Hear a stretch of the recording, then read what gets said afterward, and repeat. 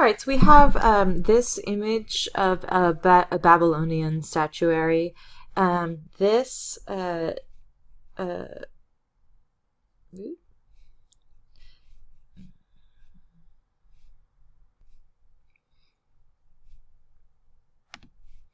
I've discovered this new amazing pointer function here. So here we have a bit of Babylonian statuary of a woman. We see this sort of texture that is clearly on her garment, probably from weaving, could be overlay, could be embroidery, could be beading, you never know. But we're at a phase in time where drapery is extremely is popular, and so what you're seeing here is a rectangle of fabric and how it's wrapped around her body. So 2 here corresponds, it's around her front, and then wrapped around over her arms. To create the sort of wrap that we're seeing. So one of the fun projects we're going to do after we get through Rome is we're going to take a day in class to wrap each other in these fabrics as one feels comfortable to see how this draping was done. Now, it won't be the right fabrics. They probably won't be quite the right sizes. We'll get sort of an idea of what draping in ancient times would be like. And we can talk a little bit about, as an actor or as a director, what kind of movement these people have if they're wearing these garments.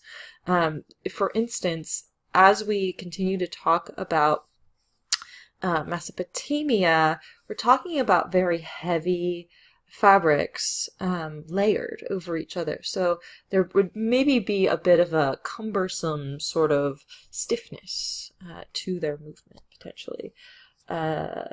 Just something to think about. So as we continue forward, here, again, these are all artist representations. I've put these in because they're a little more accessible. You always have to take these things not as the end-all be-all, but sort of look to some of the research. That's why I like some of these images that have some of the research in them. And so here we see draping over a shoulder. We see men and women, men in tunics. We see people with, once this thing goes away, I don't know how to make it stop doing that.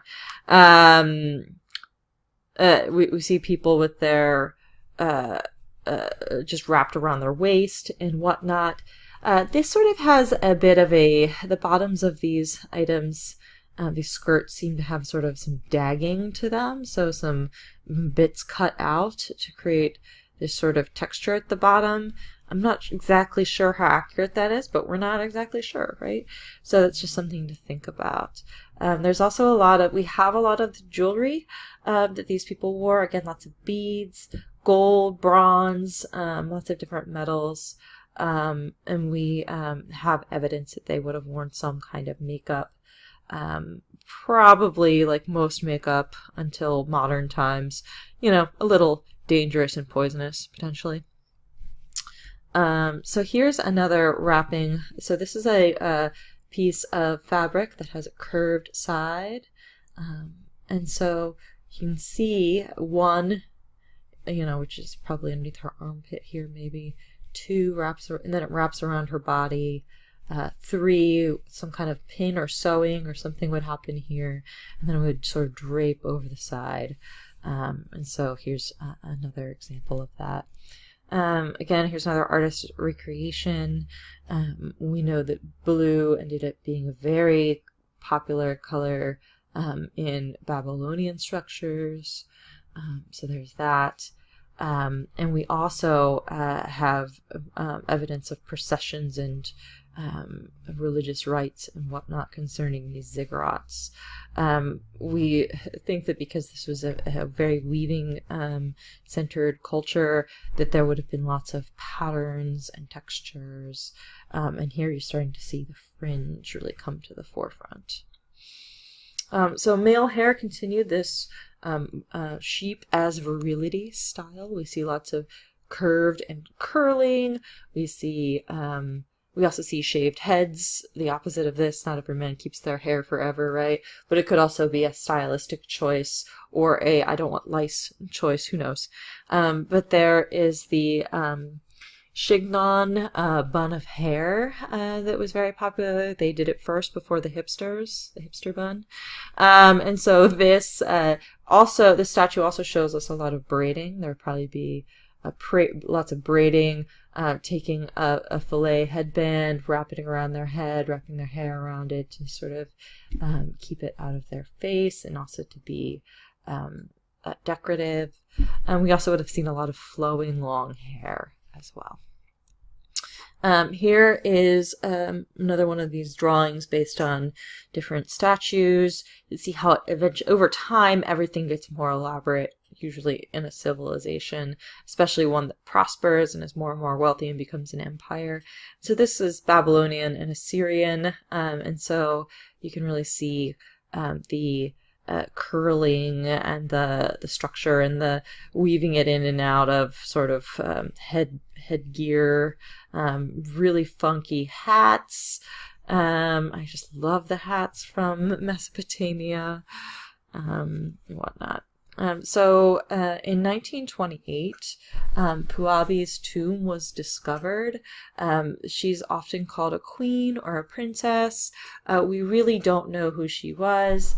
We believe that she was from one of the Semitic tribes, which really shows sort of a lot of the cultural exchange and whatnot. When this tomb was discovered, a lot of her jewelry was discovered, and it was really influential in the 20s on women's clothing, particularly because this wrap style really sort of fit in with the silhouette of that time period. So here is a magazine article from that time talking about the discovery, and a sort of woman of the 1920s dressing herself up, and or it's sort of an artist's recreation with the style of the period reflected, because it really does look and feel like the 20s. We'll get there, we'll talk about it. And so these were some of the pieces which were excavated. So there's really beautiful gold work, really large honking earrings. You can see how the hair would have been wrapped up. I lost my pointer. You see how the hair would have wrapped up and then been accented by this headgear. If we continue forward, we have some of the actual beads from the excavation. So it would have been a long strand with all these vertical pieces, as well as rings and loops and things. Lapis lazuli would have been really coveted for its blue color, and that's something that we see through most cultures. It's usually tomb rated, but so it's really nice when they find a tomb that actually has that still intact. Here is some more sort of artist recreation business. So she would have also had attendants who would have had similar headgear to her own to accent her prestige. And we can see how women's hair would have been gathered and whatnot.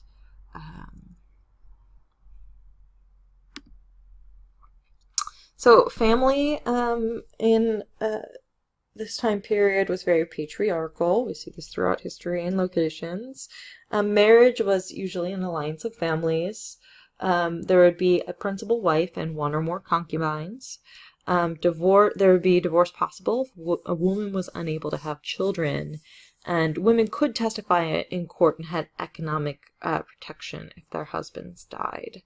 As you saw in the video earlier, the Crash Course for World History, these were people who really did create sort of a banking system and taxation and all of these things, and so that was all valued and kept track of. Here we have the Assyrian Empire. So you can see how it spread. So it begins here in their capital city of Nevea, and it would expand from there out and then even farther to take over Egypt for a time. So Assyria is sort of the height of what we've been talking about. Post-Assyrian conquest, the leaders have far more elaborate woven or embroidered patterns. This is some artistry creation in the 19th century of patterns found and discovered. The weavers trained for 5 years or more before they were allowed to weave professionally. So it was a very, very complex system. It would have been very time consuming, but you would get really, really, I'm sure, beautiful fabrics out of this that would have elaborate, so probably this half up. This looks like more like wall decoration potentially, but this half up, these sort of repeating patterns and whatnot on the garments that we also see sort of etched into some of the artifacts. So men would wear a fabric that would be 118 inches wide by 56 inches long draped. And around 700 BC, a king had cotton bushes in his garden, calling them trees bearing wool, which sounds like cotton.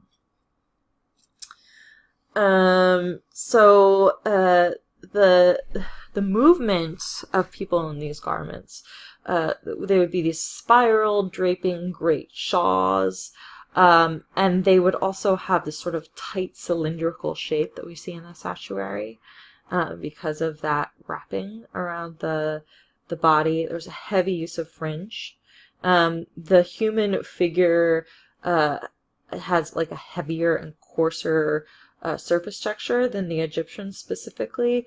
As we're going to see, they're much more loose and flowing and fabric clinging to the body, very light fabric. Their formality came from a rigid social structure, where here really the body is being confined by a lot of weight due to tunics and shawls and wool and all of these things.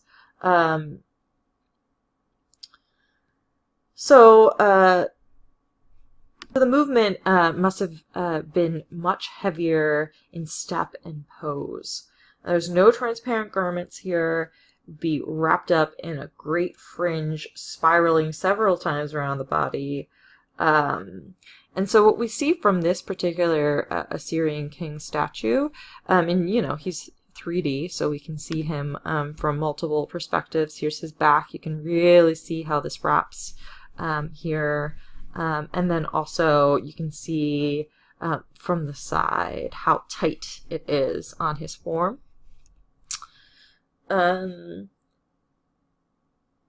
So we also see from this drawing how they think that it was wrapped. Now there's lots of different ways of wrapping, and I'm sure there are many different styles. We see this tunic here, again, probably made of linen for it to be right up against the skin. And then one corner of this elegantly fringed shawl would be wrapped around the body and potentially with some kind of belt and whatnot there.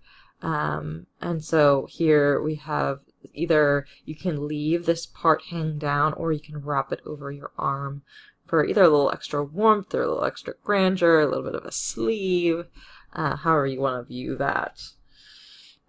Here is another artistry creation. So in talking about weaving, embroidery, and fringe, this sort of helps you visualize how elaborate the fabric might have been. You would really see sort of patterns involved, as well as embroidery. So we saw that motif earlier. So you'd really see sort of this embroidered, probably not woven. That's not a very repeating pattern. It could be done, but probably embroidery, sewing, and whatnot. And then we also see how these hats, these sort of cylindrical fez-like style here ties into what we've seen in other statues and whatnot. Again, fringe-tastic, tons of fringe, tassels, just wrapping themselves up in sort of rugs. Not really, just being silly. Okay. Here's what that fringe may have looked like. So it would be this natural sort of yarn that would hang down and whatnot. So this is just something off of the place where hipsters make things and sell them. I can't remember what it's called right now. You know what I mean. So here's another little statue that someone has sort of brought to life. You can see this sort of natural fiber fringe. You can see how this fringe may have also been applied over the fabric. And this really elaborate great beard, powerful wrist accents, sword. So here's, I just pulled a pillow with some fringe detail. You know, it doesn't just have to hang straight. It could be gathered in certain ways and whatnot. Fringe all over the place. Here are some other Assyrian drawings. Still lots of fringe, but now we're seeing a little bit more of an emphasis on the fabric itself. In this drawing, the fabric looks a little lighter. We're still talking about layers upon layers, and depending on the climate of where the person is, that may be kind of hot, but there would have been a lot of variation in that as well. Here we have some Assyrian soldiers, so still with the beards and the funky hats. But they would wear mostly shorter skirts and whatnot, but they could wear these longer ones that you're seeing here. And this is where I like to throw in something a little fun. So the Art of Manliness, which is a website, has a little like guide on how to gird up your loins. So girding up your loins is something that, you know, you might find in plays and whatnot, talking about going into battle. And so here you have a man with a longer dress. The tunic wouldn't allow you to do heavy labor or fight in battle until you girded your loins. So you would gather this up, you pull it forward, you pull it back, you split it in two, tie it around your waist, and then go about your heavy lifting or battle or whatnot. So for women, veils became mentioned as a mark of a free married woman, and concubines would be able to wear a veil when accompanying the principal wife. They also would at times wear tunics with longer sleeves. So this wrapping and elaborate fabric would, again, only really happen among the upper classes. Throughout history, we're mostly talking about upper classes because that's the really interesting stuff. In general, people who are poor wear less, and it tends to always be some variation of a tunic or pants when we get to pants. And so it's a little bit less iconic of a time period, which is what we're trying to get to. We're talking about theater and theatrical things, so we want this sort of pinnacle of the society's style. This is a little fun Assyrian girls. I love this coloring book style this person has. I think it's just on DeviantArt, so don't put a lot of stock into it. But I like to show as many sort of visual interpretations as possible to make these things come alive. For instance, this is probably, you know, looking a little too Disney princess or bodiced than it would have really been, maybe a little too close to the body, but you sort of get the idea of the style. So let's talk a little bit about architecture, because we spent a lot of time talking about costume. So this is the palace at Khorsabad, and this is an Assyrian palace. And this is a 19th century illustration of it. As we will learn in the future, there was a period that was called the Romantic period, which overlapped with the Victorian period and some of the neoclassical ideals, but it really emphasized harkening back to the past. And recreating some of the styles seen there. And so all of this stuff comes back, which is why we have to cover it. I just can't skip over it, because you're going to see these motifs over and over and over again, just revived in different ways. This particular palace was redrawn. We have items from it, which you're going to see. We also we're able to excavate parts of it.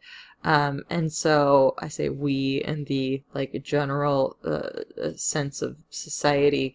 And this was the palace of King Sargon II. And it was built during the 8th century BCE.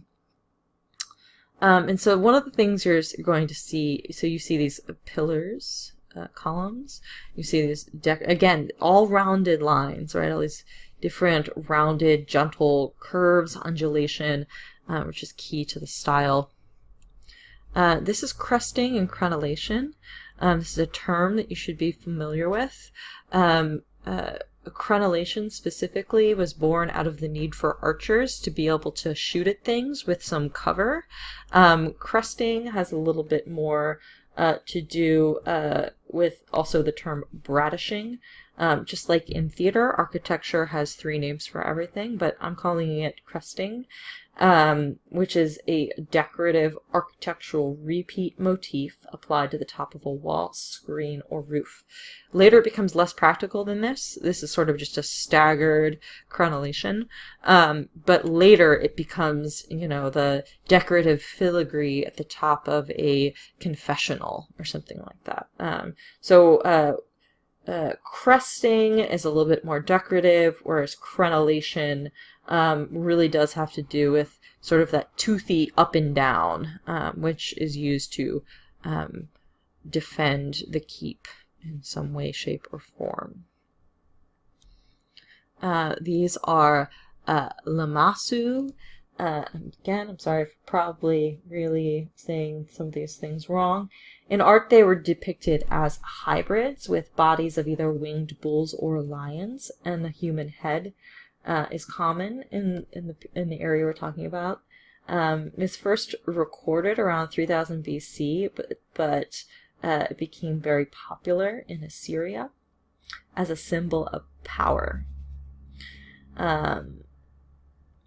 Assyrian sculpture typically placed prominent pairs of lumazai at entrances in palaces facing the street and also internal courtyards. They were represented as a double aspect figures on corners in high relief, which relief means that it has texture, but it's still sort of flat up against a wall. So that's what we're seeing here is it's textured, it juts out from the wall. We call that a relief. So what you're seeing on this low relief is still relief. It's just a carving out of a flat piece of wood. Clearly the head starts to become more sculptural, but because the overall, this item is jutting out from the corner, that makes it a relief.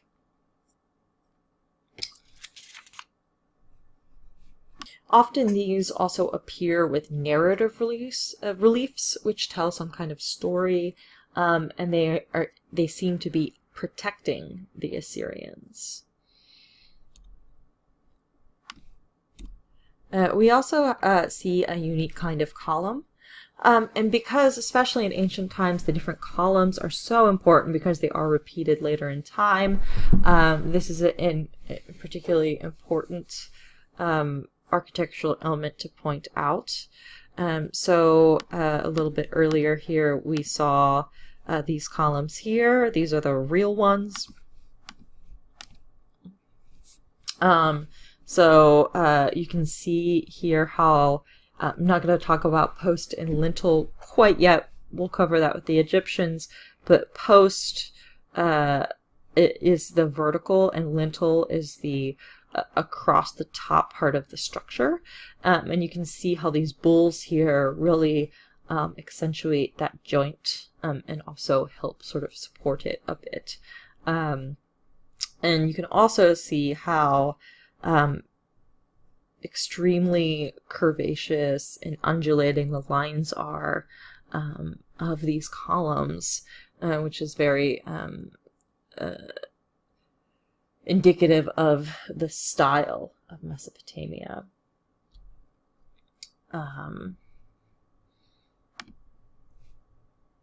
Here's a close-up. This is kind of a computer-aided version of it, but you can see sort of more of the detail here. especially set up against the black. Some of these columns would have this capital, and the capital is very long compared to some of the capitals we'll see later. And then the shaft here of the column, and also the base. We're also going to look at this relief because you really see again the well, later when you see Egyptian, you'll see the difference here, and we're going to put them side by side in the study guide that I've created for you. It's sort of a style study guide. It's just a couple different images of columns and relief styles and chairs, because chairs are you find a chair of the period, and so that sort of helps crystallize the period for you and the style for you. And so there's a chart that I've created for you to be able to look at. And we'll be covering that at the reviews for the quizzes. But this is one of those reliefs that you really see the nature and the curvaceous representation, this almost fantastical sort of style. And the lounging. And there's also this chair here in particular, which I'm about to show you in a drawing, these pine cones at the bottom, because pine cones were considered to be holy. And so the feet of these thrones tended to be pine cones or lion paws, or other such strong imagery. So here we have this distinctive throne, and there is a footstool here that would elevate the feet. This potentially could be because it might be difficult to sit down in these layers of wrapped fabric around the body. It might be easier to sit up kind of on a stool and put your feet up high. It also looks more imposing, like you're too good to touch the ground, that kind of thing. It could have a lot of subtle imagery to the people who were not seated in an elaborate throne. There is this image of this bronze throne, and so you can see the different parts of it, and if I can get this thing to go away.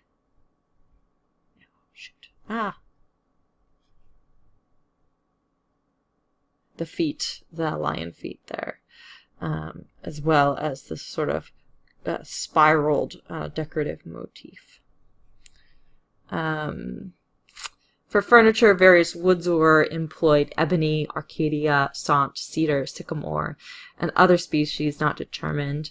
Ivory, both of the hippopotamus and the elephant, was used for inlaying, as also were glass pastes, and specimens of marquetry were not uncommon. So marquetry is when you place pieces of stone so that they butt up against one another in a structurally sound kind of way, which is slightly different than mosaicing, where it's held together with a paste.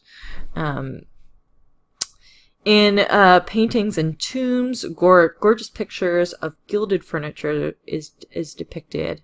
For cushions and mattresses, linen cloth and colored stuffs filled with feathers of waterfowl appear to be used, while seats have plated bottoms of linen cord and tanned and dried leather thrown over them. Sometimes the skins of panthers served this purpose. So again, in every way, being able to show sort of your wealth and strength, right? So moving forward, here's a little visual summary table up to some degree what we've been talking about.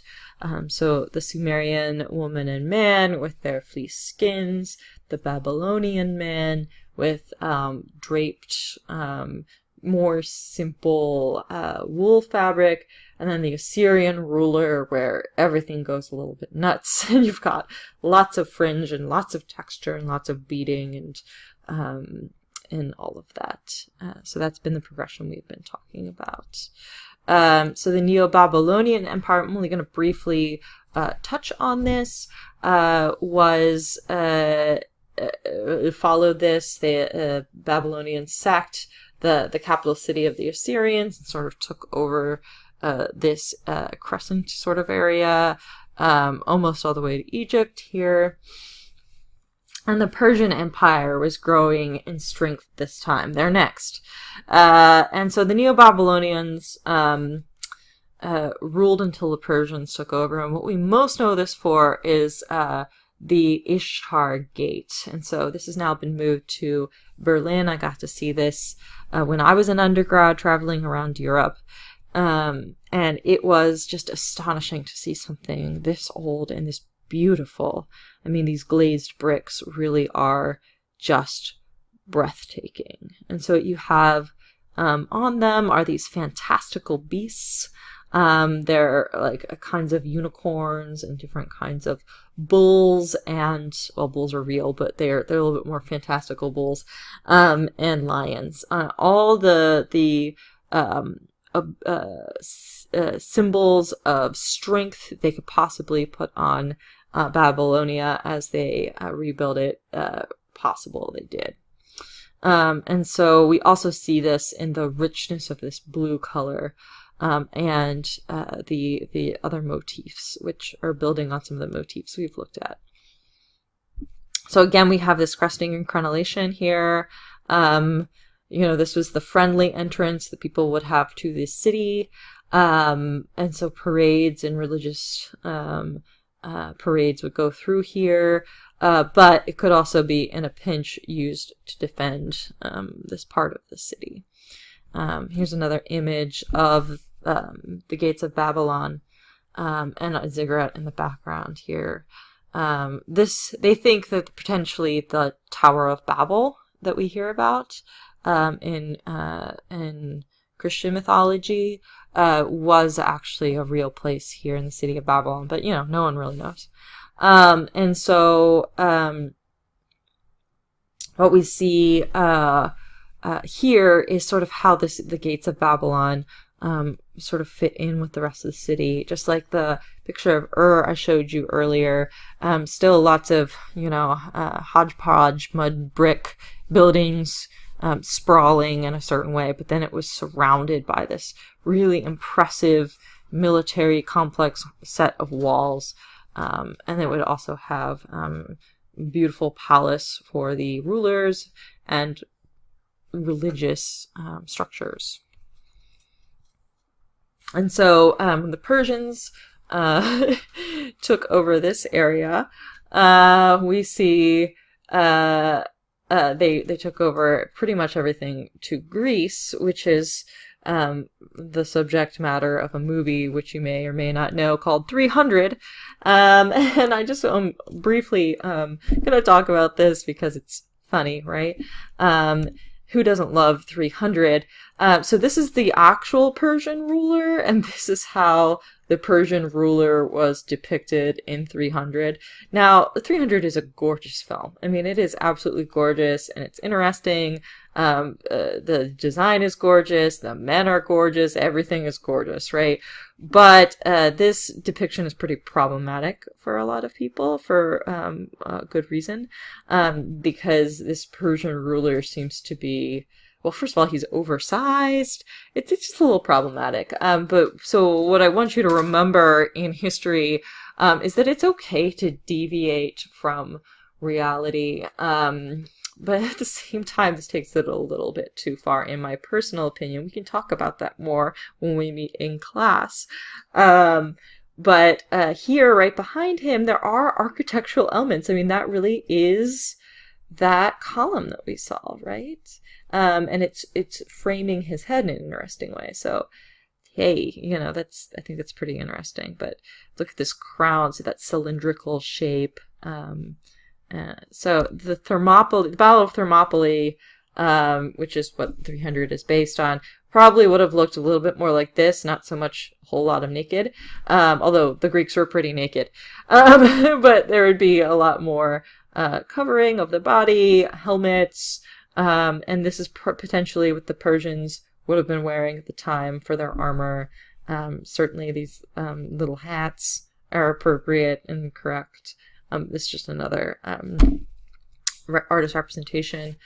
Persian clothing still has a lot of the beard influence that we've seen of curled beards and hats, but they were heavily influenced by the Greeks. And so they did away with a lot more of the fringe and really started wrapping the fabric in a different way. You can also see that this is a sort of semi-girded loin here. Like what he's done is taken this tunic, the fabric, pulled it between his legs and then pulled it up through these loops, like in the first beginnings of pants. Fascinating, right? And then these are two